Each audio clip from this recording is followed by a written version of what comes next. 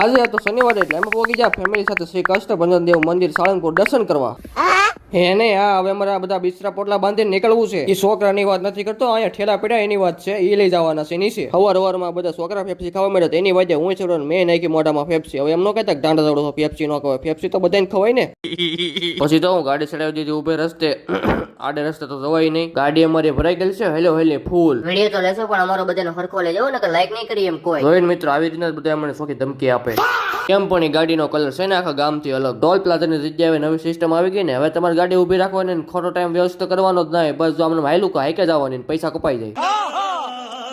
હા, ઘડીકમાં તો પોગી જાય પુરુષવાળા ન્યુ કેબલ બ્રિજે. ગાડી ચલતી નહીં હે, ઉડતી હે. પહેલો જ વોલ્ટ આપણે સાનો લીધો ને સા વાળા મને એટલી સા આપી ને, એટલી સામાં તો હું 3 ભાખરી ખાઈ જવા કી. એટલી સા આપી મને રજવાડી સા વાળાએ. એકચ્યુઅલી અમને તો એમ હતું કે આ બધાના પગ પોળા થાય એટલે અમે સીટ લાંબી કરી દીધી પાછળ, તો બધા હુઈ ગયા.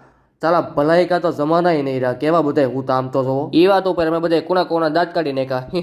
ગમે ત્યાં જાય પણ ઓફિસ તો ચાલુ જ રહે, બંધ ન થાય. જો લાઈવ પ્રસારણ આવી રીતના જોયા કરવાનું. એક તો ટોલ નાકા વાળા ખૂતાણ છે, જેટલા ડીઝલ ના જોઈ ને અડધા તો ટોલ નાકા ના જોઈ. વાહ હું અમે વિધા કેમ પણ જોયું એ અમારે ભાણિયાભાઈ આવી નાની નાની બાકાજી તો અમારી ગાડીમાં બોલતી જ રહે ઠેઠ સુધી.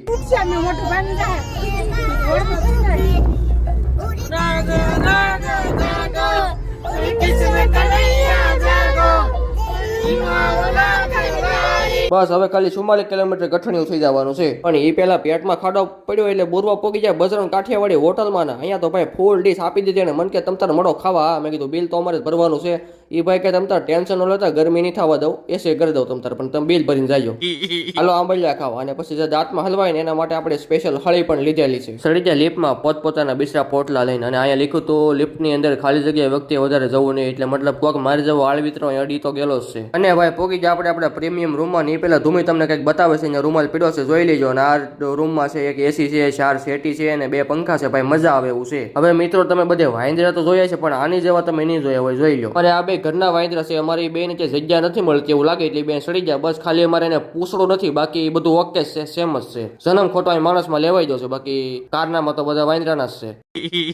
ઓહો મેકઅપ ફર્નિચર નું કામ હાલે છે અહીંયા હોટલ. આવી ગયા મંદિરમાં, એટલે કે દાદાના શરણોમાં. આ છે અમારી ટીમ, એને તમે જોઈએ જ છે. હવે મેઇન મુદ્દાની વાત તો એ છે લાઈન કવડી છે ને ક્યારે દર્શન આવે, કેટલો ટાઈમ થાય. એ પહેલા તમને દાદાની મૂર્તિના દર્શન કરાવી લઉં. ભલામણ અમારે લાગ વગર આવડી છે ને, અમારે લાઈનમાં ઉભું જ ન પડે. તો પરબારો સીધો વારો આવી જાય, આડી સીધો ઘરે જાવ મંદિરમાં તમને કરાવી દો દર્શન. હું બેઠો છું જાવ તો તમારે મૂંઝાવાનું થતું જ નથી. એમ પણ આ શનિવાર છે એટલે સ્વાભાવિક છે થોડીક ટ્રાફિક તો હોય જ નોર્મલ. એટલે મેં કીધું મારો વારો આગળ આવે પણ બધા વસાડે ફોન નાખે છે. શું કાંઈ વાંધો નહીં, આપણે આગળથી જઈને ઉતારશું. દર્શન કરીને મારા વાળા લાઈક ફોલો કરી નાખજો, એટલે મળી ગયો કાલના વ્લોગમાં.